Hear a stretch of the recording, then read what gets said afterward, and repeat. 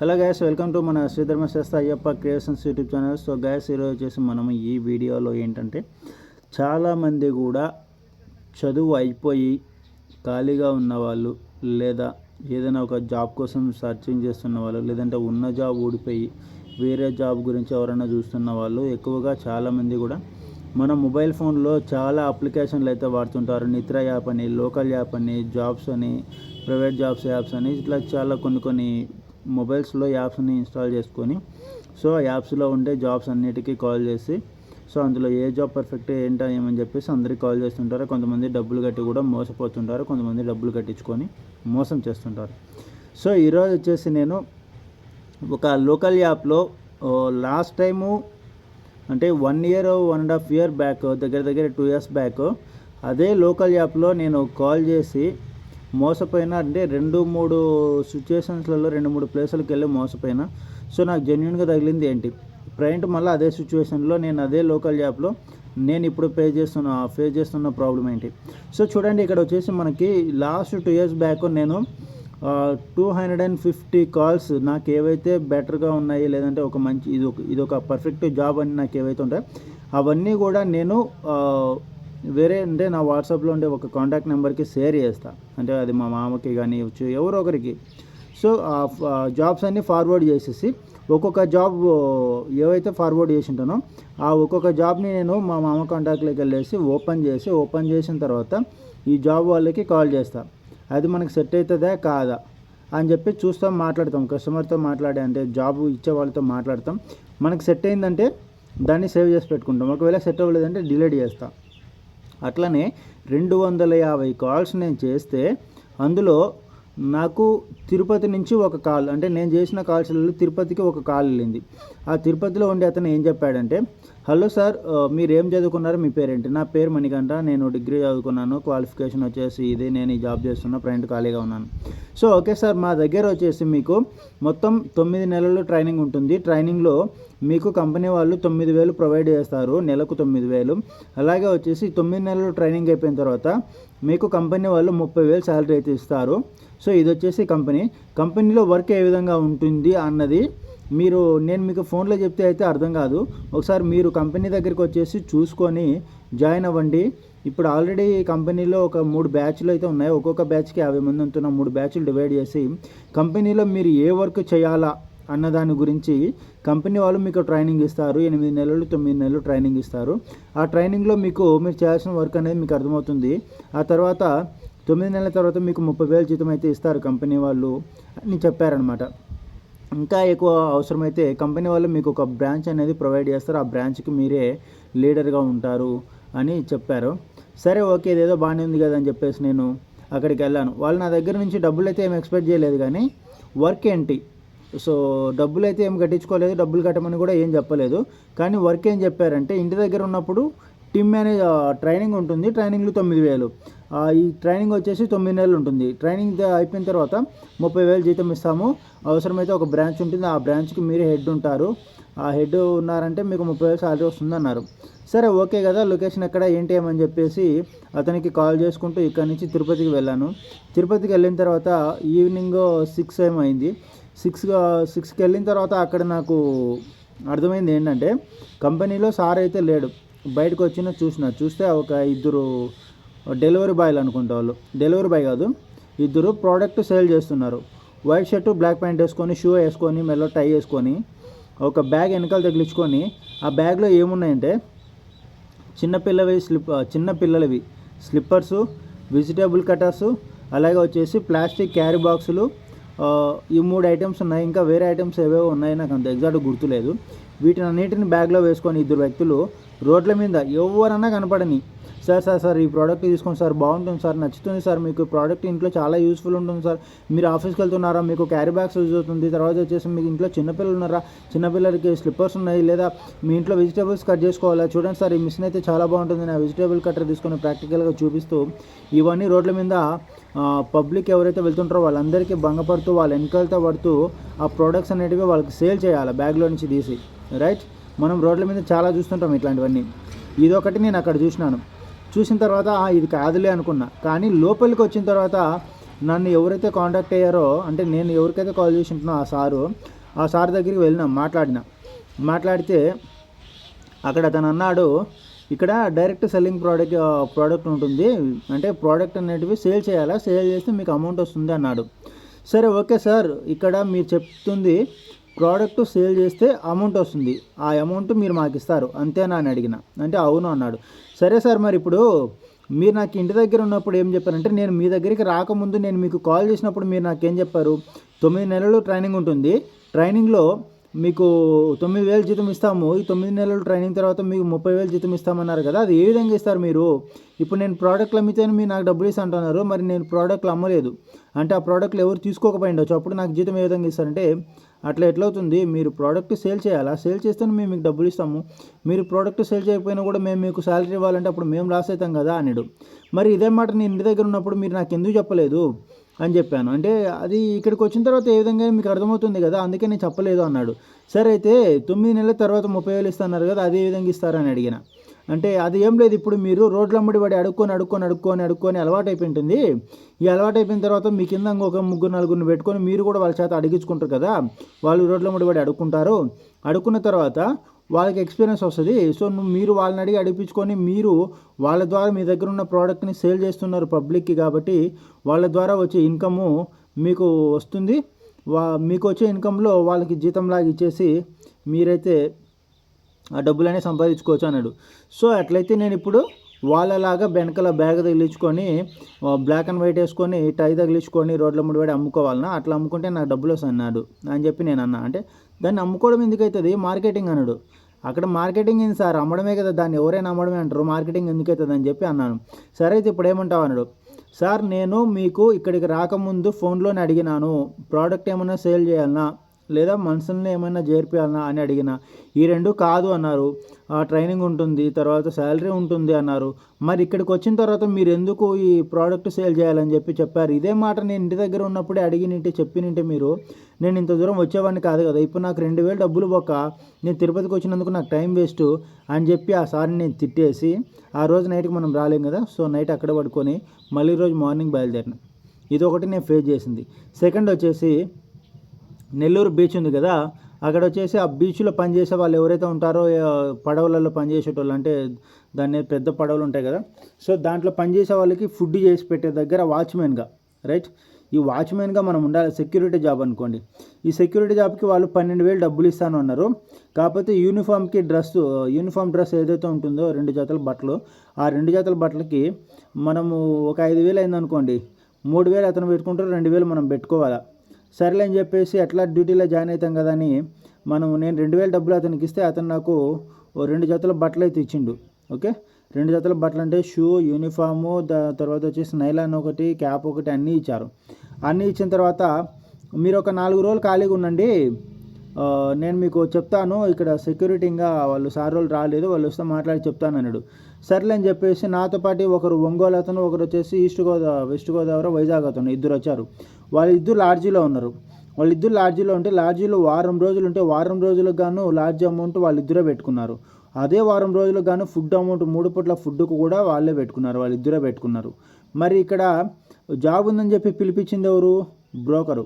మరి అతనే కదా మాకు ఫుడ్ ప్రొవైడ్ చేయాలా, రూమ్కి రెంట్ ప్రొవైడ్ చేయాలా, ఎందుకో ఖాళీకి పెట్టిండు కాబట్టి, ఉండదని చెప్పి పిలిపించి ఖాళీకి పెట్టిండు కాబట్టి అతను ప్రొవైడ్ చేయాలా. కానీ అతను లాడ్జికి అమౌంట్ ప్రొవైడ్ చేయలేదు, అలాగే ఫుడ్కి కూడా అమౌంట్ అనేది ప్రొవైడ్ చేయలేదు. వీళ్ళు సొంతంగా పెట్టుకొని తిన్నారు. నాకంటే మా రిలేటివ్స్ ఉండే నెల్లూరులో, నేనైతే వాళ్ళ ఇంట్లో ఉన్నా. పోనీ అట్టయినా 4-5 రోజుల తర్వాత ఏమైనా పిలుచుకోపోయి జాబ్ ఏమైనా చూపించిందంటే అప్పటికి కూడా చూపిలే. అప్పుడు ఒక రేకుల షెడ్లో పెట్టేసి, ఆ రేకుల షెడ్లో కూడా ఏం లేవు, రేకుల షెడ్లో పెట్టేసి మీరు ఇక్కడే ఉండండి, ఒక చిన్నది తొట్టి లాంటివి చూపించి డమ్ము, మీరు ఇక్కడ స్నానాలు చేసుకోండి, ఇక్కడే ఉండండి, ఇక్కడే పడుకోండి అని చూపించి, అప్పుడు మాత్రము రూమ్ రెంట్, అది అసలు దానికి రూమ్ కూడా ఏం అవసరం లేదు, జస్ట్ ఖాళీగా ఒక డబ్బా రేకులు అనుకోండి, దాంట్లో ఖాళీగా ఉండమన్నాడు.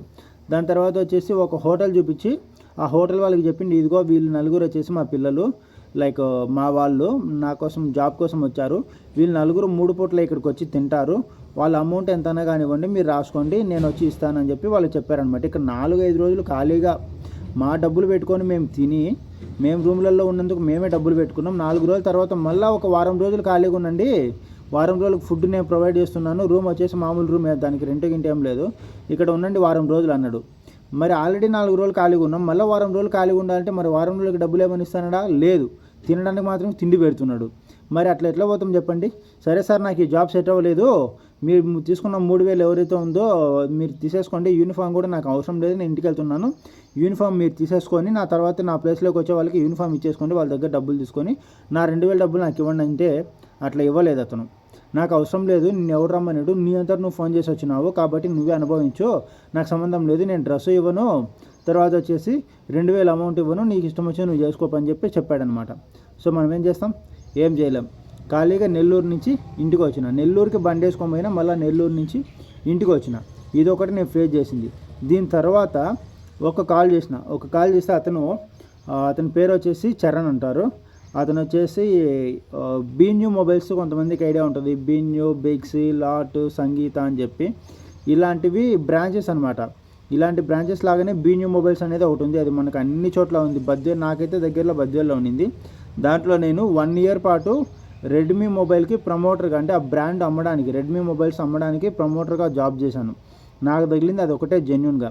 సో అతను అన్నాడు, నీకు నెల మొత్తంలో 4 వీక్ ఆఫ్లు ఉంటాయి, అది సండే అనే కాదు, ఏ రోజైనా వారానికి ఒక రోజు తీసుకోవచ్చు. శాలరీ వచ్చేసి 13,000 బేసిక్ శాలరీ ఉంటుంది. నువ్వు సెల్లులు అమ్మకపో 13,000 నీకు బేసిక్ శాలరీ ఉంటుంది. ఒకవేళ నువ్వు సెల్లులు అమ్మినవంటే ఆ సెల్ మొబైల్ ఏదైతే ఉంటుందో 10,000 లోపల మొబైల్ అయితే నీకు ఇంత పర్సంటేజు, 10 నుంచి 20,000 లోపల ఉండే మొబైల్ అమ్మినవంటే ఒక్కొక్క మొబైల్కి ఇంత డబ్బులు, ఒక 50 రూపాయలు అట్లా. 20 నుంచి 25,000 మొబైల్ అమ్మినవంటే 100 రూపాయలు, 25 నుంచి 30,000 బడ్జెట్లో మొబైల్ అమ్మినవంటే ఒక 200-300 అమౌంట్ అయితే వస్తాయి. ఇవి నీకు ఇన్సెంటివ్లు ఉంటాయి. బేసిక్ శాలరీ నువ్వు అమ్మినా అమ్మకపోయినా 18,000 అయితే నీకు వస్తుంది. నువ్వు ఎక్కువ సెల్లులు అమ్మినవంటే నువ్వు ఇంకా ఎక్కువ శాలరీని అయితే పొందొచ్చు అని చెప్పాడు. సరేలే అని చెప్పేసి దగ్గరలో ఎక్కడున్నాయి బ్రాంచ్లు అంటే బద్వేలు ఉంది, కడప ఉంది, ప్రొద్దుటూరు ఉంది, అంతలక్కలు ఉన్నాయి అన్నాడు. సరే సార్ నాకు బద్వేలు దగ్గర అవుతుంది, రూమ్ ఫుడ్ ఎలాగంటే రూమ్ ఫుడ్ మేమైతే ప్రొవైడ్ చేసేది ఏముండదు బాబు, మీరే చూసుకోవాలన్నాడు. సరే ఓకేలే అని చెప్పిన. బద్వేలు ఎలాగో ఇల్లు ఉంది కాబట్టి నేను బద్వేలుకి వెళ్ళి బద్వేల్లో బీన్యూ మొబైల్స్లో రెడ్మీ ప్రమోటర్గా వర్క్ చేసిన సంవత్సరం పాటు నాకు చాలా హ్యాపీ అనిపించింది. నేను అక్కడ ₹1 డబ్బులు కట్ల, నేను చేసేదల్లా రెడ్మీ ప్రమోటరు, ఏసీ రూమ్లలో సూపర్ లైఫ్ ఉండింది. ఇది ఒకటి నాకు దొరికింది. ఇప్పుడు మళ్ళా వచ్చేసి రీసెంట్గా ఒక లోకల్ యాప్లో టెలికాలింగు, అలాగే వచ్చేసి డేటా ఎంట్రీ వర్క్ అన్నారు.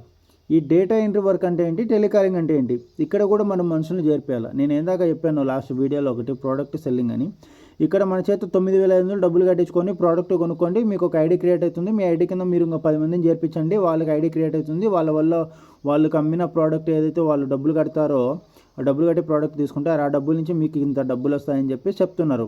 వీళ్ళు ఏం చెప్పారంటే నేను ఫస్ట్ కాల్ చేసినప్పుడు అడిగిన, ఇందులో మనుషుల్ని ఏమైనా చేర్పియాలనా, లేదా కస్టమర్స్కు కంపెనీ నుంచి కాల్స్ వస్తాయి, ఆ కాల్స్ మనం అటెండ్ చేసుకొని మనం ఎక్స్ప్లెయిన్ చేయాలా మన దగ్గర ఉండే ప్రోడక్ట్ల గురించి అన్నారు. సరే అయితే ప్రోడక్ట్లు అన్నారు కదా, మరి ప్రోడక్ట్లు ఏమైనా డోర్ టు డోర్ డెలివరీ చేయాలా, లేకపోతే పర్సన్స్ని ఏమైనా జాయిన్ చేయాలన్నా, అది ఏం లేదు, కంపెనీకి జారడానికి ఎవరైతే వస్తారో వాళ్ళ డాక్యుమెంట్స్ అన్ని తీసుకొని కంపెనీలో జాయిన్ చేయాలా, అంటే వాళ్ళ డాక్యుమెంట్స్ తీసుకొని వెరిఫికేషన్ చేయాలి, ఇదే డాక్యుమెంటేషను. తర్వాత వచ్చేసి డేటా ఎంట్రీ అన్నారు, కంపెనీకి సంబంధించి ఒక డీటెయిల్స్ అయితే ఉంటాయి, ఆ డీటెయిల్స్ అన్నీ కూడా మనము వేరే ఒక డాక్యుమెంటేషన్లో వేరే వెబ్లో మనము ఎంటర్ చేసి దాన్ని టైప్ చేసి సేవ్ చేసి కంపెనీకి ఫార్వర్డ్ చేయాలా అన్నారు. సరే ఓకే కదా అని చెప్పేసి నేను ఓకే అన్నా. సార్ దీనికి వచ్చేసి ₹380 అమౌంట్ కట్టాలి అన్నారు. ₹380 అమౌంట్ దేనికంటే ఇది మీకు డాక్యుమెంటేషన్ ఫీజు ఛార్జెస్ అన్నారు. సరే ఓకే, ఒకవేళ సార్ ఇక్కడ చూడండి ₹380 మీరు అమౌంట్ ఇక్కడ కడుతున్నారు, 380లో మీకు జూమ్ కాల్ అనేది ఉంటుంది. జూమ్ కాల్ విన్న తర్వాత మీరు ఆ జూమ్ కాల్లో మీరు ఏ కంపెనీలో, అంటే కంపెనీలో ఎలాంటి వర్క్ చేయాలనేది చెప్తారు. జూమ్ కాల్ విని అయిపోయిన తర్వాత మీకు ఇష్టమైతేనే మీరు జాబ్లో సెలెక్ట్ అవుతారు, లేదంటే ఏం లేదు. ఒకవేళ జాబ్లో సెలెక్ట్ అవ్వకపోయినా, మీకు ఆ జాబ్ నచ్చకపోయినా కూడా ₹80 ఛార్జెస్ కిందట మేము పట్టుకొని ₹300 మీకు మళ్ళీ రీఫండ్ చేస్తాము అన్నారు. నేను నిన్న కాల్ చేశాను, లాస్ట్ శనివారము ఆ ₹380 అమౌంట్ కట్టిన వేరే వాళ్ళకి. అమౌంట్ కడితే శనివారం మాకు సర్వర్ ఇష్యూ ఉంది, జూమ్ కాల్ అనేది రేపు ఆదివారం కండక్ట్ చేస్తామన్నారు. ఆదివారం జూమ్ కాల్ వింటే అక్కడ నాకు అర్థమైంది, ప్రోడక్ట్స్ ఉన్నాయి, ప్రోడక్ట్స్ తీసుకోండి, ఈ కంపెనీ మంచి కంపెనీ ఇది, మీరు జాయిన్ కాండి, దీంట్లో మీతో పాటు ఇంకో 10 మందిని జాయిన్ చేయండి మీ కింద అని వాళ్ళు చెప్తున్నారు. ఇది నాకు ఆల్రెడీ నీకు తెలిసిందే కదా. సరే అని చెప్పేసి, మేడం మేము జూమ్ కాల్ విన్నాము, మాకు ఆ డబ్బులు అయితే వద్దు, మాకు జాబ్ అయితే వద్దు, మా డబ్బులు మాకు ఇవ్వనంటే, ఏం డబ్బులు మీకు రావు, నేను మీకు చెప్పలేదు డబ్బులు రిటర్న్ వస్తాయని అని అడ్డకూతలు కూస్తున్నారు. సర్లే అని చెప్పేసి మళ్ళీ ఒకసారికి కాల్ చేస్తే ఆ కంపెనీలో ఉండే అతనికి, సార్ నాకు ఈ విధంగా జూమ్ కాల్ అటెండ్ అవ్వండి, అటెండ్ అయిన తర్వాత మీకు నచ్చితే జాయిన్ కాండి, లేకపోతే డబ్బులు మీకు ఇస్తామన్నారు కదా, మరి 380 రూపాయల్లో 80 రూపాయలు మీ ఛార్జెస్ ఏంటో పట్టుకొని 300 రూపాయలు నాకు రీఫండ్ చేయండి అన్న. అంటే రీఫండ్ నేను మీకు 300 రూపాయలు చేస్తాను, కానీ దానికంటే ముందుగా 100 రూపాయలు మీరు మాకు కట్టండి, ఎందుకంటే మీరు జాబ్లో సెలెక్ట్ అయ్యారు కదా, అందుకు మీరు ఇప్పుడు జాబ్లో సెలెక్ట్ అయిన తర్వాత మీరు జాబ్ వద్దు అనుకుంటున్నారు, అందుకు మీరు 100 రూపాయలు ఫైన్ కట్టండి అన్నాడు. అదేంటి సార్, జూమ్ కాల్ విన్న తర్వాత మీరు నాకు కాల్ చేసి అడగాల, ఏం సార్ మీరు జూమ్ కాల్ విన్నారా లేదా, ఒకవేళ వింటే మీకు జాబ్ నచ్చిందా లేదా, మరి మీరు జాయిన్ అవుతారా లేదా అని చెప్పి మీరు అడగాల. మీరు అడిగిన తర్వాత నాకు ఇష్టమైతే నేను జాయిన్ అవుతా, లేకపోతే లేదు. జూమ్ కాల్ విన్నానో లేదా అది అసలు కంప్లీట్ కాకముందే ఆ ప్రోడక్ట్ల గురించి చెప్పేటప్పుడు నేను సగం మధ్యలో నుంచి ఎగ్జిట్ అయ్యి బయటకు వచ్చేసినాను, అసలు నాకు తెలీదు, మీరు నన్ను యాడ్ జాయిన్ చేయించండి, అసలు ఎక్కడ నాకు ఒక మెసేజ్ రాలేదు, ఏం రాలేదు. ఇప్పుడు మీరు కంపెనీలో జాయిన్ అయినరు, మీకు జాబ్ వచ్చింది, మీరు 100 రూపాయలు ఫైన్ కట్టండి జాబ్ వద్దు అనుకున్నంటే, మీరు 100 రూపాయలు కట్టండి, నేను మీకు 300 రీఫండ్ చేస్తాను అన్నాడు. సరేలేగా మనకి ఇక్కడ 400 డబ్బులు వస్తున్నాయి కదా, 100 రూపాయలు పోతే పోనీ 200 మిగులుతాయి కదా అని చెప్పేసి నేను 300 మిగులుతాయి కదని 100 రూపాయలు అయితే నేను వాళ్ళకి కట్టాను. ఆ డబ్బులు అనేది 380 రూపాయల డబ్బులు అనేది వితిన్ 24 అవర్స్లో మీకు మళ్ళీ రీఫండ్ చేస్తామన్నారు. సో కాబట్టి ఇక్కడ ఒకటి చెప్తున్నాను గాయస్, లోకల్ యాప్ ఎవరైతే వాడుతున్నారో దయచేసి వాళ్ళు లోకల్ యాప్లో ఎలాంటి జాబ్స్ కాల్ చేసుకోండి. నాకు ఆల్రెడీ మొబైల్లో మొబైల్ ఫీల్డ్ దొరికింది కూడా లోకల్ యాప్లోనే, కానీ అన్నీ ఫేక్ ఉంటాయి, ఆల్మోస్ట్ 99% ఫేక్ ఉంటాయి, ఎక్కడో ఒకటి జెన్యున్గా ఉంటుంది, రైట్. లోకల్ యాప్ ఎవరైతే కనిపెట్టారో యాప్ వాళ్ళే చెప్తున్నారు, మిమ్మల్ని ఈ లోకల్ యాప్లో ఉండే అన్ని జాబుల వాళ్ళు ఎవరైనా సరే మీ దగ్గర నుంచి ₹1 డబ్బులు కూడా తీసుకోరు, అలా తీసుకున్నారంటే ఆ జాబ్ అనేది ఫేక్ అన్నారు, రైట్.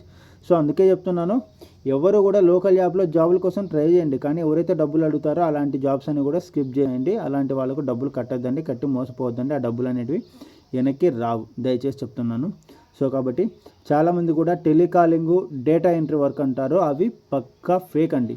టెలికాలింగ్ అంటే ఏం లేదు, మీరు కంపెనీలో జాయిన్ అవుతారు, జాయిన్ అయిన తర్వాత ఇప్పుడు లోకల్ యాప్లో మీరు ఏ విధంగా చూసి కంపెనీ వాళ్ళకు కాల్ చేశారు, అదేవిధంగా మీరు కంపెనీలో జాయిన్ అయిన తర్వాత మీ తర్వాత ఇంకొకరు ఎవరన్నా ఒక 10-15 మంది లోకల్ యాప్లో టెలికాలింగ్ అంటే ఏందో లెబ్బా అని మీకు ఫోన్ చేస్తారు. మీరు కంపెనీలో జాయిన్ అయిన తర్వాత వాళ్ళకు మీరు ఏ విధంగా ఇప్పుడు మీరు కంపెనీకి ఫోన్ చేసినప్పుడు వాళ్ళు ఏ విధంగా అయితే నీకు ఎక్స్ప్లెయిన్ చేసినారు, అదే పని నువ్వు కంపెనీలో జాయిన్ అయిన తర్వాత వేరే వాళ్ళకి ఎక్స్ప్లెయిన్ చేస్తారు. ఇదే టెలికాలింగ్ అంటే.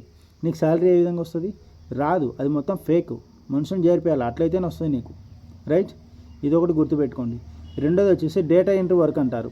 డేటా ఎంట్రీ వర్క్ అంటే ఏం లేదు, అక్కడ మనుషులు చేరినప్పుడు వాళ్ళ డాక్యుమెంట్స్ వాళ్ళు తెచ్చుకుంటారు కంపెనీలో చేరడానికి, ఆ వచ్చే డాక్యుమెంట్స్నే వెరిఫికేషన్ చేసి నువ్వు కంపెనీలో చేరిపోయాలా, ఇదొకటే. దీనికి డబ్బులు కట్టమంటారు, మీరు ఎటువంటి డబ్బు కట్టద్దండి, మీకు ల్యాప్టాప్ ప్రొవైడ్ చేస్తామంటారు, ఆ ల్యాప్టాప్లు వద్దు ఏమొద్దు, ఊరికి అనవసరంగా ఆశపడి మోసపోకండి దయచేసి.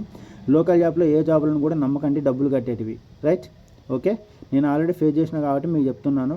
సో మీరు కూడా data entry work, telecalling work అని చెప్పి చాలా ఉంటాయి.